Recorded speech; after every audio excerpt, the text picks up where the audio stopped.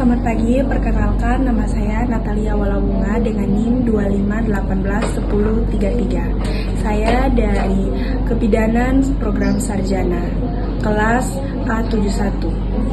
Terdiri dari 4 buah tulang. 2 buah tulang pangkal paha atau os coxae, 1 buah tulang kelangka atau os sacrum, dan 1 buah tulang tungging atau os coccygeus. Nah, tulang pangkal paha terdiri dari beberapa bagian. Ada os ilium atau tulang usus, tulang duduk atau os ischium, dan tulang pubis atau tulang kemaluan. Ilium terdiri dari beberapa bagian. Tonjolan di bagian atas di depan disebut spina iliaca anterior superior. Tonjolan di bawah di depan dinamakan spina iliaca anterior inferior. Tonjolan di belakang di atas disebut spina iliaca posterior superior.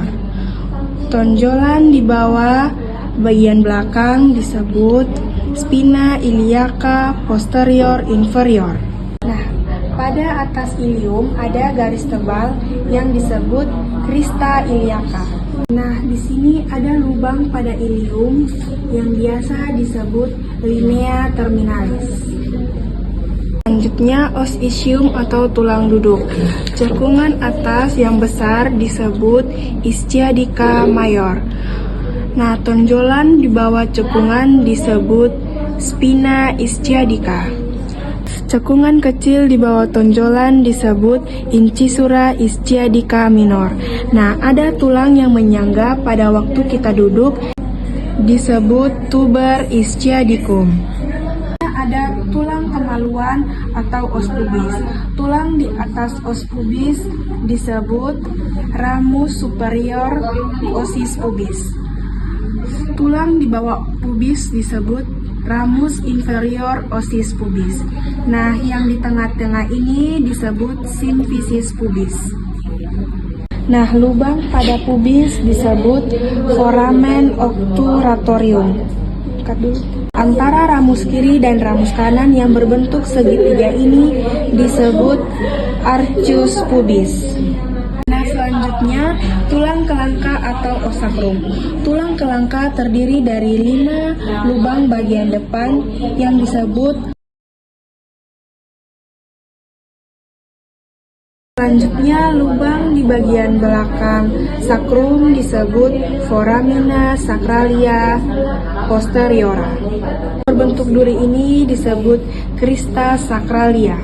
Nah, di sini ada sendi yang menghubungkan antara os ilium dan os sacrum, yaitu articulatio sacroiliaca. Selanjutnya ada persendian yang menghubungkan antara coccygeus dan os sacrum yang disebut articulatio sacrococcygeus. Baik, di sini saya akan menjelaskan tentang struktur kepala bayi. Yang bagian depan ini disebut splasmocranium atau wajah, tengkorak atau neurocranium, sutura atau garis kepala bayi, tulang dahi atau ox orbita, tulang hidung os nasal, tulang rahang atas ox maxillaris, dan tulang rahang bawah os mandibularis. Selanjutnya kita akan masuk pada neurocranium atau tulang tengkorak. Nah, tulang tengkorak ini terdiri dari 2 buah tulang dahi atau os frontalis, 2 buah tulang ubun-ubun os parietal, dan 1 buah tulang belakang kepala yang dinamakan occipitalis, dan 2 buah tulang pelipis yang dinamakan os temporalis. Nah, selanjutnya kita akan masuk pada sutura atau garis kepala bayi. Sutura atau garis kepala bayi terdiri dari sutura frontalis yang memisahkan antara frontal kiri dan frontal kanan. Kemudian selanjutnya ada sutura coronalia. Nah, sutura coronalia ini yang memisahkan antara tulang parietal dan tulang frontal. Nah, kemudian ada sutura sagittalis.